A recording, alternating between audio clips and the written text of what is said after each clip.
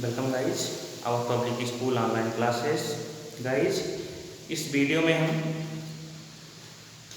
Permanent tissue के बारे में स्टडी करेंगे। हमारा जो चैप्टर है वो टिश्यूज चैप्टर है। उसके अंतर्गत हम विभिन्न प्रकार के टिश्यू और उनके फंक्शन के बारे में अध्ययन कर रहे हैं।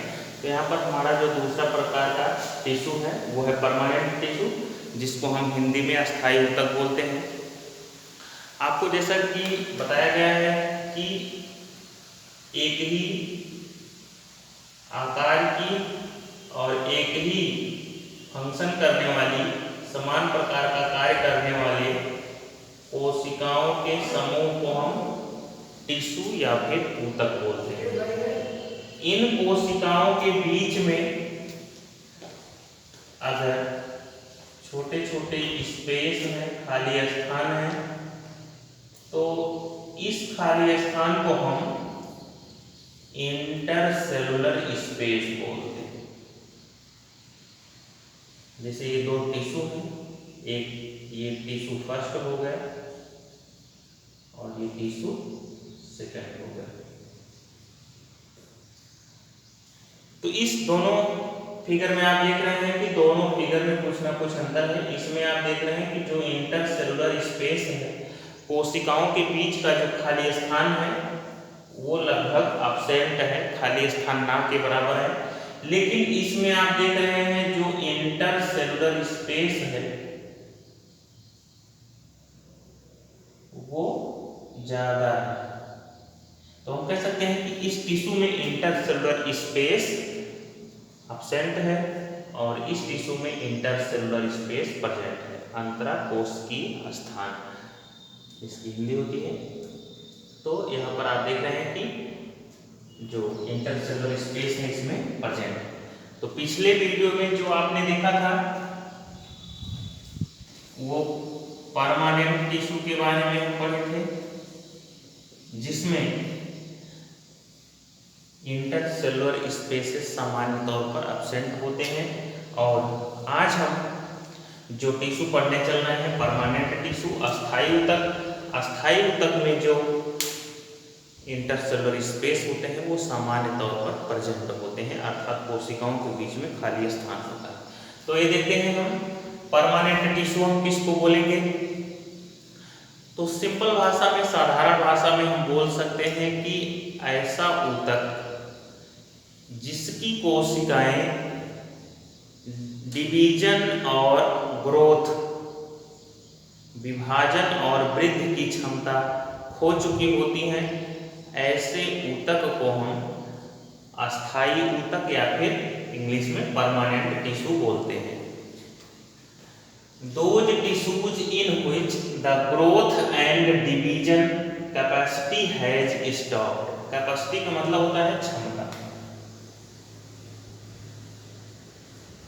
और डिवीजन का मतलब होता है विभाजन। Those टिश्यू ऐसे ऊतक इन विच जिसमें ग्रोथ मीन्स होता है वृद्धि और विभाजन की क्षमता समाप्त हो चुकी होती है, उनको हम अस्थायी ऊतक बोलते हैं। ऐसे टिश्यू, ऐसे ऊतक जिसमें वृद्धि और विभाजन की क्षमता समाप्त हो जाती है, ऐसे ऊतक को हम अस्थायी ऊतक बोलते हैं। नेक्स्ट पॉइंट देखते हैं, द टिश्यू में बी लिविंग और डेड। तो इस टिश्यू में आप देखेंगे कि ये फिगर में इनकी जो कोशिकाएं हैं परमानेंट टिश्यू की, उनकी जो सेल्स हैं, कोशिकाएं हैं, उन कोशिकाओं में प्रोटोप्लाज्म पाया जा सकता है, अर्थात वो जीवित हो सकती हैं या फिर मृत हो सकती हैं। लेकिन इसके पहले जो आपने पढ़ा था meristematic tissue, meristematic tissue, meristematic tissue में आपने देखा था कि इसकी जो सेल्स थी वो लिविंग थी, लिविंग सेल्स।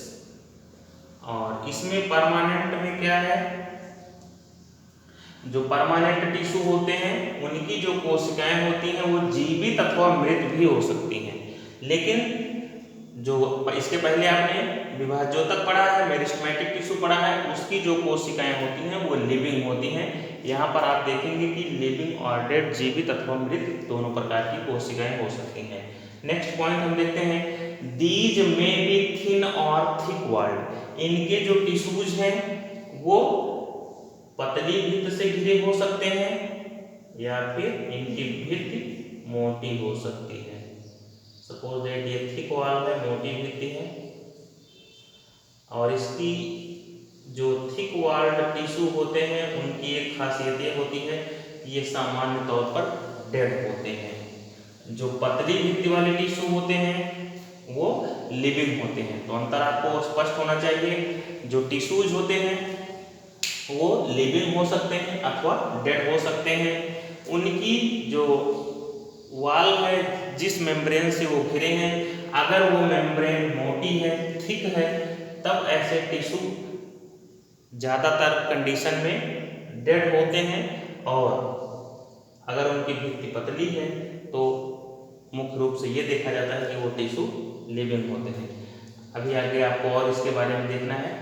नेक्स्ट पॉइंट देखते हैं, the cells have a fixed shape. In tissue की जो कोशिकाएं होती हैं उनका शेप फिक्स होता है, अर्थात उनका जो आकार होता है निश्चित होता है। इस परमानेंट टिश्यू की जो कोशिकाएं हैं वो अपना आकार नहीं बदलती हैं, उनका आकार जो है वो निश्चित होता है। नेक्स्ट पॉइंट देखते हैं, लिविंग सेल्स हैव नो और वेरी पुअर डिवीजन कैपेसिटी। जो जीवित कोशिकाएं हैं, आपको अभी जस्ट बताया गया कि जो लिविंग सेल्स होती हैं सिर्फ उसी में सेल डिवीजन की क्षमता होती है, जो डेड सेल्स होती हैं उनमें डिवीजन की क्षमता नहीं होती है। तो सपोज दैट ये एक प्रकार का टिश्यू है और ये बीच में इनकी सेल्स है।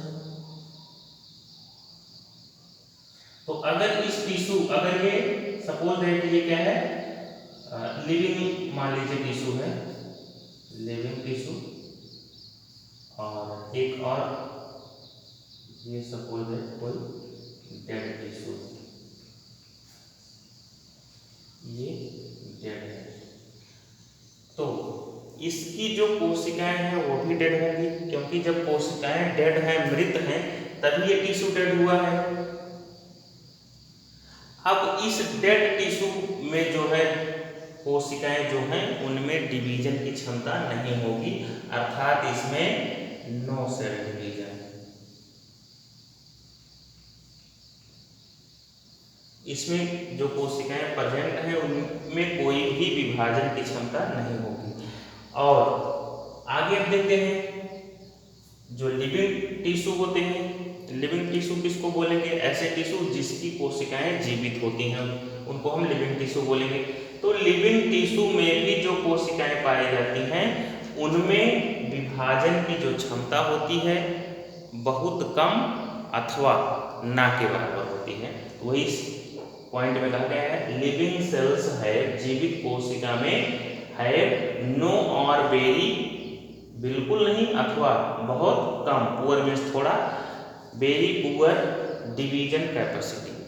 तो जो जीवित कोशिकाएं हैं उनमें देखा जाता है कि या तो कोई भी विभाजन नहीं पाया जाएगा, या फिर अगर विभाजन है भी तो उनकी क्षमता बहुत कम होती है, विभाजन की क्षमता बहुत कम होती है। Next point, intercellular spaces generally present.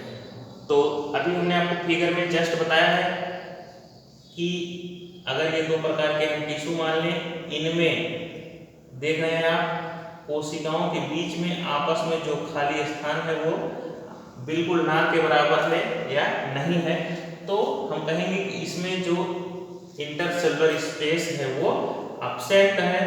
और अगर इन कोशिकाओं के बीच में आप यहाँ देख रहे हैं बीच बीच में खाली स्थान, अगर ऐसे खाली स्थान पाया जाता है तो हम कहेंगे कि इंटरसेलुलर स्पेस, अंतराकोशीय स्थान उपस्थित है। तो यहाँ पर आपने देखा कि जो परमानेंट टिश्यू होते हैं उनमें जो सेल्स होती हैं उनमें विभाजन की क्षमता अस्थायी रूप से या फिर अस्थायी रूप से नहीं होती है या फिर बहुत कम मात्रा में होती है। और जो टिश्यू होते हैं वो जीवित हो सकते हैं या फिर मृत हो सकते हैं। उनकी जो कोशिकाएं हैं उनका आकार निश्चित होता है। कोशिकाओं में विभाजन की क्षमता या तो नहीं पाई जाती है, अगर विभाजन की क्षमता पाई भी जा रही है तो बहुत सूक्ष्म मात्रा में उनमें सेल डिवीजन होता है। और साथ ही साथ कोशिकाओं के बीच में जो खाली स्थान होता है वो हो सकता है कि खाली स्थान प्रेजेंट हो, इंटरसेलुलर स्पेस प्रेजेंट हो।